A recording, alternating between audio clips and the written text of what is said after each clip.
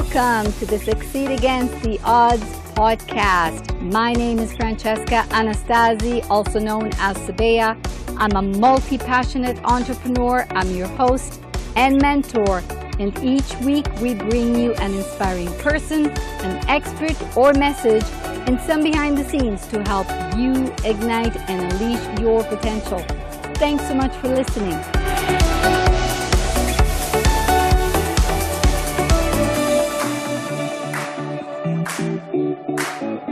Today, I have the pleasure to have one of my colleagues here as my guest, Carla Rieger, who specializes in helping you create engagement and those you serve through how you communicate your message. She is the author of 5 books and has spoken on 4 continents to over 1,500 groups.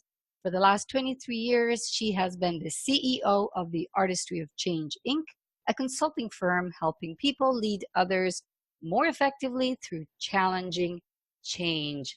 Welcome, Carla.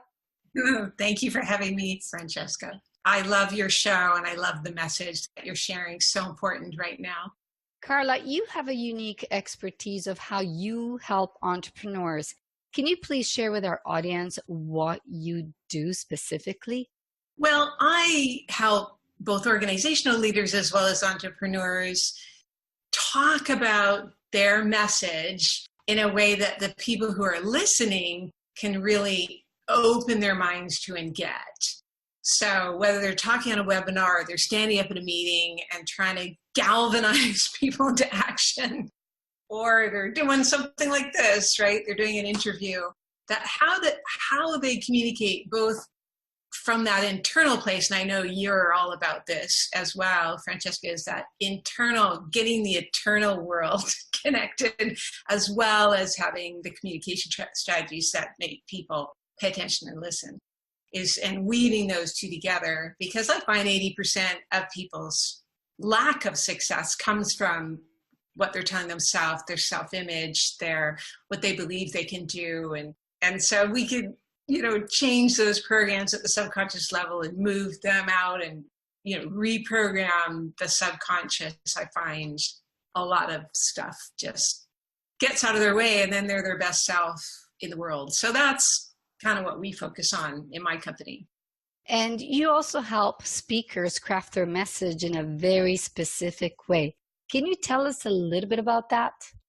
Yes, I do. I seem to get a lot of people who are speakers or being asked to speak at an event and they don't know where to start and they're having a freak out. And so working out somebody else like me really helps them. So I've helped people who've done, whether it's conference talk or a free talk, like a TED talk or something like that, or they have to do, Facebook Live or, it's the same process, right? How do you be available to people and stay your best self without having a meltdown? What inspired you to do what you do? Well, it was interesting because I was very shy, which a lot of speakers say they were very introverted. And I was in university and a friend of mine told me about this job you could get where you were supposed to go around to different campuses. People's first day on campus, you do these large group icebreaker events where you run people through games and then they'd make some friends and then feel happier about being on campus. And they were looking for people. And at the time, how much they paid was much more than my waitressing job. So I thought, I'll apply. But then when I saw what you had to stand up sometimes in front of like 1,400 freshmen, and they wanted to send me all over North America, I started to have a complete freak out because, these are like 18-year-olds. I remember my first public speaking event that I was being paid for is 1,400 18-year-olds in New York City on this really hot day. And they were like ball caps on backwards with the chains and the tattoos and, standing there. And they were forced to be there because it was all part of their orientation day. And I was just like a deer in the headlights, so nervous and just completely bombed. And they all walked out halfway through. And so I thought, I need to get better at this quickly. they booked me for 11 more of these, like at one day after another. I had to fly to Philadelphia the next day, and then I had to go to Boston. And then I was like, oh my God, I need help. So I contacted the owner of the company and I said, I bombed, I'm so sorry, I need something. And he said one thing to me, which made all the difference. He said to me, are you worried about what people are thinking of you? Imagine you're in that audience and it's your first day on campus and you're really nervous, and it might not look like nervous. It might look like arms crossed and scowl, right? Talk to her and help her feel more happy and confident to meet other people. Care about her and just talk to her in the audience. Find somebody that's like you in the audience and help her. And don't worry about anything else. Like all the speaking techniques in the world, don't worry about that. So that's what I did. The next time I had an opportunity, I just did that. I just totally found somebody in the audience and I thought, that's just me needing some help. And I completely became this better other version of myself where I remembered everything I wanted to say and my heart was open and I was bold and they loved it. And then I got better and better and better when I could stay in that mindset and come from that mindset. I'm sure you know that phenomenon of caring about your audience more than yourself. But for me, it was really palpable having that help to switch my orientation. And so after that, I thought, oh, here I am. I've got this skill. You know, I have a degree, and which didn't give me too many skills, but I had this skill that I could motivate and inspire others. So I started my own company after that. So basically what changed was not only the mindset, it was also that you found a way to connect and develop the skill to communicate better by thinking from the audience perspective, putting yourself in their shoes. Exactly. Now, one thing I know about you, Carla, is that you are amazing at helping speakers and entrepreneurs craft their story. Right. Story is a big part. Yeah. A lot of people talk about their story, and I would like to ask you, Carla, in your opinion, as an expert, what is the power in using a story, and what are your suggestions to those who may think that their story is not interesting or impactful enough? Oh yeah, that's super common. All those concerns are the number one concerns that people come to me with. Nothing interesting ever happens to me. I have not cured cancer. I have not climbed Mount Everest. What could people possibly be interested in? So I always point people to the why story. Why do you do what you do? And often people can't answer that question.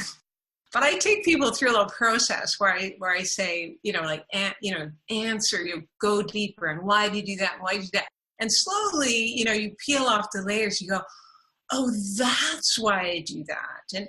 And I mean, that happened to me. I was out speaking on Fun at Work, and I was working with this team all day, and the woman, loved what we did. And we went out for dinner afterwards, and she said, this is in Savannah, Georgia. She was like, oh, that was fantastic. I loved it.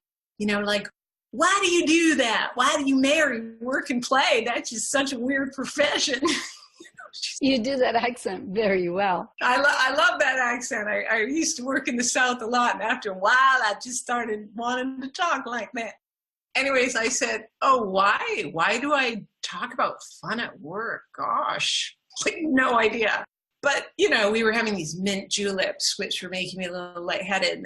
And so the layers started to come up. I said, oh, well, I guess because I come from a very serious, hardworking, linear, logical kind of family, right? And they didn't value fun or play, or they didn't even get humor. Like I came from the kind of family where, you'd say a joke like, why do cannibals eat clowns?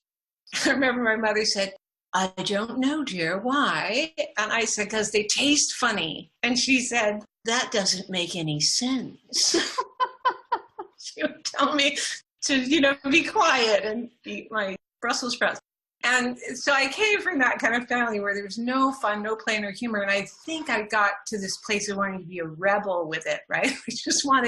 I sort of broke out of that feeling like I felt it was so important when I did break out of it. So, and I was told at this public speaking training that I was too serious. I was 23, and the woman running the event said, oh, you act like a 45-year-old insurance underwriter. you're so boring and serious and you're only 23. If you don't lighten up now, what are you going to be like in 20 years? You should lighten up if you're going to be a speaker and talk on stages. And she told me to get off the stage and go lighten up. So I went into comedy improv and classes. I was around people who made me laugh as much as I could. And I learned all the tools of humor and how to just look at life from that place of lightheartedness. And it had such a huge effect on me personally. And I tell the story just in case it twigs something for other people trying to find their why story. You know, like for me, I worried less and I was more at peace. And I was, you know, more popular, right? People like to be around someone who's a bit lighthearted. And I was more creative and less sort of stuck. And I just enjoyed life more. And I thought, wow, that made such a huge difference for me. I'm going to talk on that topic. And nobody was interested in that topic, right? Nobody wanted to hear like fun at work. I'm sorry, we're here to work. I'm not going to pay for you to come in and tell our people to have fun. I'm sorry. And so it's really tough. It was really tough going, trying to get out there with that message. But as soon as I told that, I realized that was why I told that story when I spoke on it, or when I was even talking on the phone to a meeting planner, they would go, oh, I get it. Okay, I see. That's important. And that would get me booked, and that would make more people, you know, pay attention and really get my message. And so that's why I thought, okay, it made such a big difference for me. I'm going to start helping other speakers who came to me and said, I want to do what you do. What do you think made the biggest difference? I said, well, the why story. So let's work on that. I believe that when we have fun doing what we do, especially at work, that we are more productive in the long run. At least that's what I find. Exactly. Yeah, but that's a hard sell to the purse strings person sometimes, because they think people go way off, you know, they just leave and go drink or something and never get anything done. But that's not true. As you say, once you marry work and play, it actually revitalizes you and makes you more loyal to your work and to others. What would you say is the biggest challenge the people that come to you have in common? Well, I find they getting out of their own way. Like you mentioned some great things, like who wants to listen to me and my story? People will just think, oh, that's like, I don't want to spend my time listening to you tell your story. But I find if you can tell people why you're telling the story and you can find the universal human value that they can then pick up on and use and apply to their life. And that requires understanding story structure and requires understanding what's at the core of your story. Because these cool things happen to us, right? You know, like, oh, I jumped out of an airplane, or, you know, I had a bankruptcy and I rebuilt my business. And those make great stories, like intense moments in our lives. But a lot of people, they don't know, okay, what's the universal human value here that this particular, say, group of female entrepreneurs need to hear to make it useful for them. And that can be a tricky connection. So that's why sometimes working out with somebody else could be helpful, or having other people hear your story and they can tell you what they're getting out of it. If you sort of try to create it alone in a vacuum, you get lost in the trees with your own story, right? So if someone comes to you and says, I have no story, and they're super convinced about it, do you still go through that process of the why you do what you do? Are you always able to find a story in that? Or is there a second step? I'll do why you do what you do. And if nothing comes up, then we go through 10-year increments of a person's life. And I have them look at 4 areas. I say, you know, it's like childhood, teens, 20s, 30s. We go through one by one. And I say, what's a conflict that you successfully made it through? What's a big decision that you made at that time? What's like a massive change that changed everything in your life? The last one is, you know, what is somebody that came into your life that changed everything? You know, those kind of questions. And then people kind of go, oh, right. Well, when I was 25, you know, my mother died. And everything about how I looked at the world changed. Great. So it doesn't have to be an external thing. It could be like this huge mindset shift. You know, I started to, you know, that's a story I tell, right? When my mother died, she was super serious all her life until she got cancer. And then she said, when she had cancer and she knew she was going to die soon, she said, let's have fun. And she just like laughed as much as she could and had fun in the last few months of her life. and she was going through chemo and all this horrible stuff, but she was happier than I'd ever seen her. And that super affected me. And yet another reason why I thought I should talk about marrying work and play. And so it could be something like that. And often it's people in our lives that had a big impact on us, like parents, like mentors. So we all have those experiences, and people just forget and they go, oh yeah, that would make a good story. And I also find the interesting thing, maybe you find this with people you work with too, is that once you tell your why story and you find the universal human value, you get it at a so much deeper level. I find it's better than like 7 years of therapy. And it's amazing once you get to that why, like you feel like there are no limits just because you know what your why is. Yeah, and when people say no, you go, great, next. It doesn't slow you down like it did before, because your message is so much more important than the obstacles. And help hold that vision for people when they start to, because I find, maybe you find this, the minute you go, I know my why, I know my purpose, and I'm on fire with it. And I find the universe will then test you. And then you'll just get some of the most intense obstacles ever. And people go, oh my God, this must be a sign. That's not my purpose. And that's the biggest mistake. Instead, it's like, oh no, this is a sign. The universe just wants to build some muscle. And we can't build muscle without resistance, right? I mean, if we give up on our purpose, then that purpose was not strong enough in the first place. That's why it's so important to find out why. Exactly.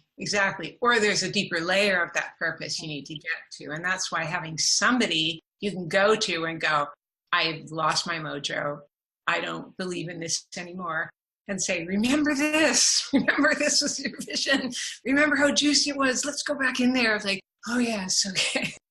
Carla, do you have a story of a client that came to you and you were able to help them make a big turnaround? Oh yeah, so many.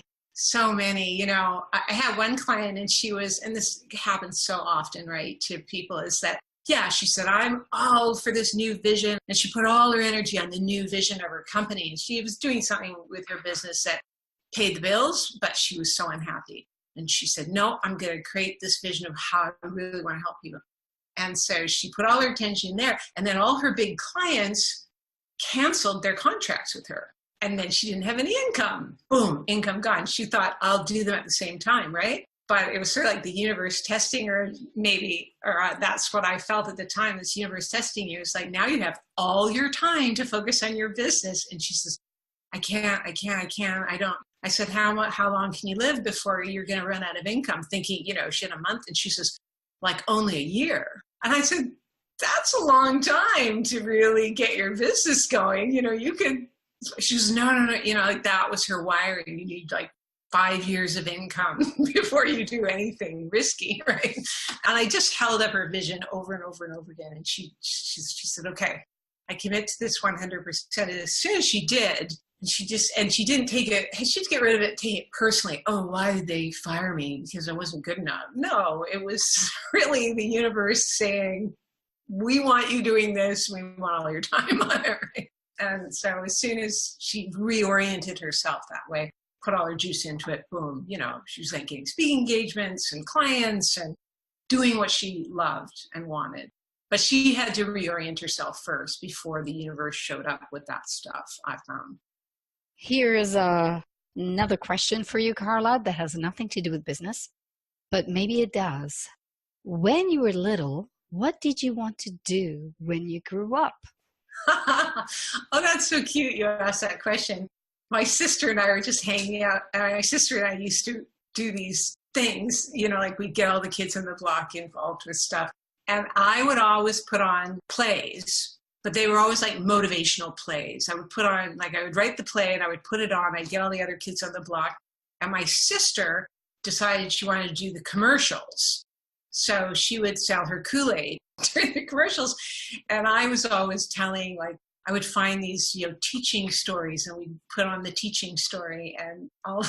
You know, so I was sort of doing what I do now, only as a kid.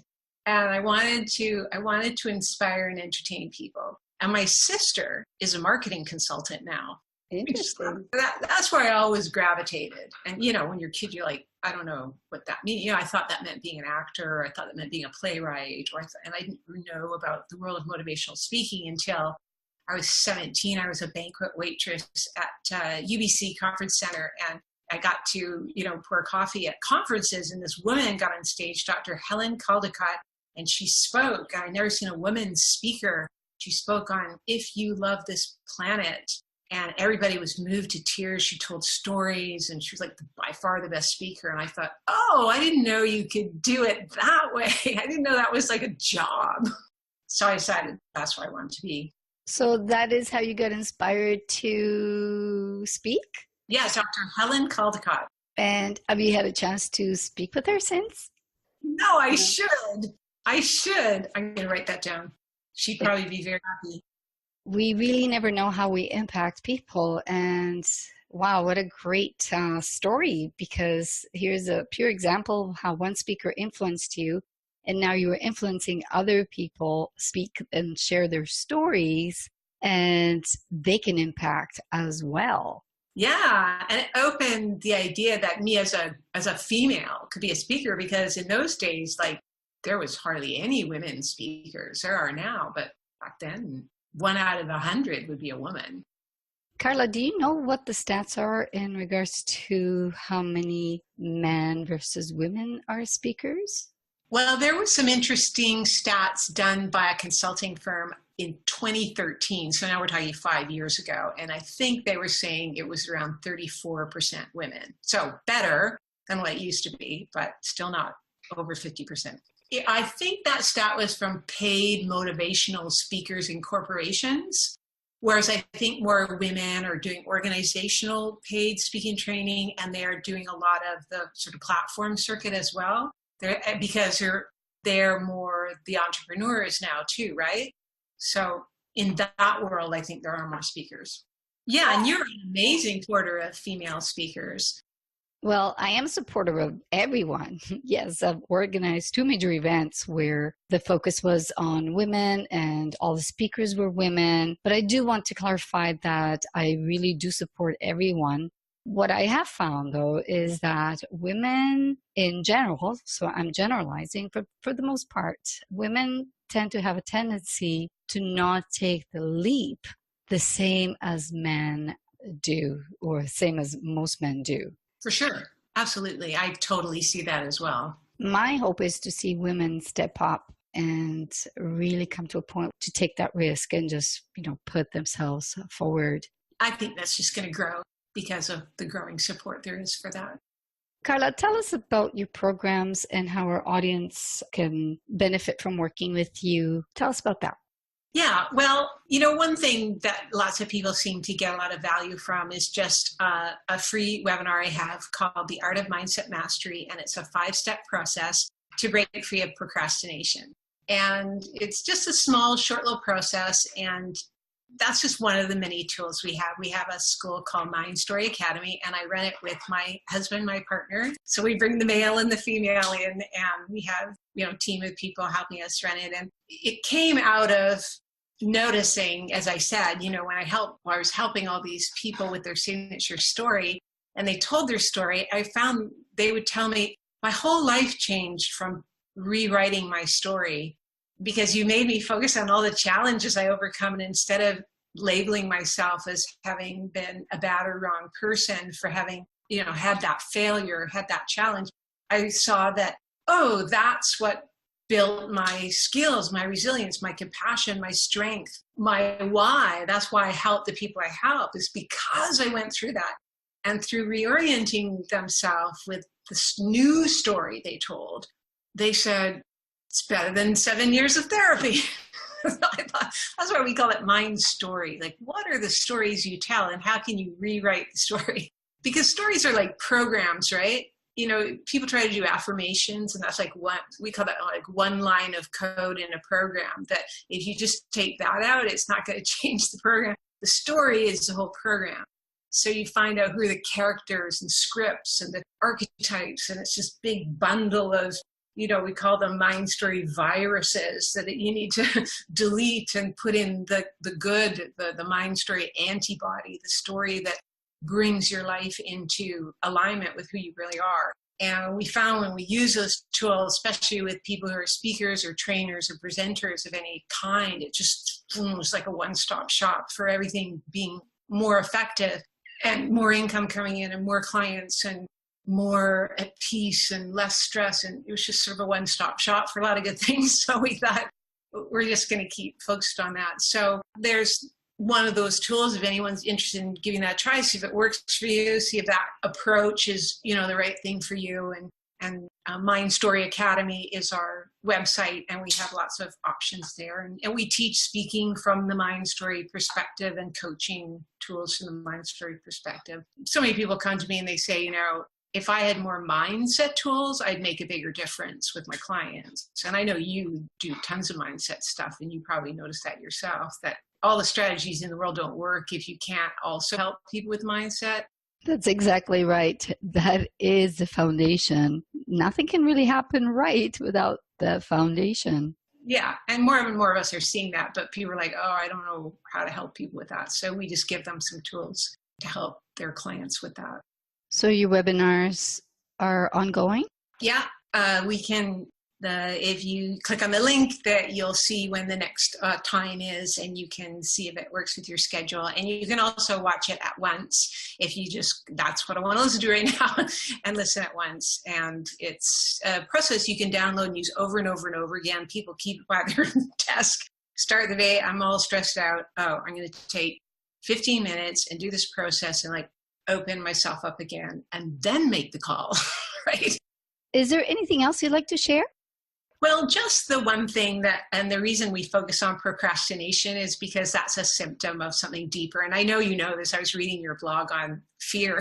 And procrastinate, you think, I'm not calling that meeting planner to speak at that event because I'm just busy. But that's not really what it is. When you do some of the processes we have, we like, that's because, I'm afraid of rejection. Well, why are you afraid of rejection? It's because I don't actually really believe that my message is that valuable. Well, what's that about? So I feel off that later. That's because, usually it's some weird, stupid thing from your past, an old story, right? About you being, my mom said I wasn't very capable of, communicating. That's a piece of code we don't need, and let's replace it. But if you don't get it down at the core level, if you're just trying to fix it up here, it doesn't shift. It doesn't stick as a long-term thing. That's why I find if you focus on where you're procrastinating, then you get down to this super juicy stuff that you remove, and then it just clears a lot of things all at once. Well, thank you so much for your generosity, for being my guest on this show. It truly has been fun. Thank you, Francesca. It's always lovely to connect with you. Thank you so much for listening. If you enjoyed this episode, please pass it on, and it would mean so much to me if you would leave an honest review on iTunes. I'd really appreciate it. Till next time, embrace your magnificence.